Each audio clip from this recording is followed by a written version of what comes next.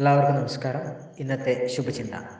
നമ്മളോട് ആരെങ്കിലും ദേഷ്യപ്പെട്ടാൽ ഉടനെ നമ്മളും തിരിച്ച് ദേഷ്യപ്പെടുകയാണെങ്കിൽ അത് അയാളുടെ കയ്യിലെ വ്രണം നമ്മൾ കുത്തിപ്പൊട്ടിക്കുന്നത് പോലെയാണ്. അതിൻ്റെ ഫലമായി പഴുപ്പ് നമ്മുടെ ദേഹത്തും വീഴുന്നു, നമ്മുടെ മനസ്സും വ്രണിതമാകുന്നു, രണ്ടുപേരുടെയും സ്ഥിതി വഷളാകുന്നു.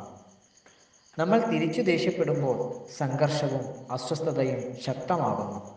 അതേസമയം നമ്മൾ ക്ഷമിക്കുകയാണെങ്കിൽ അത് കയ്യിലെ വ്രണം മരുന്ന് വെച്ച് പൊറിപ്പിക്കുന്നത് പോലെയാണ്. അത് ഇരുവർക്കും ഗുണകരമായി തീരുന്നു.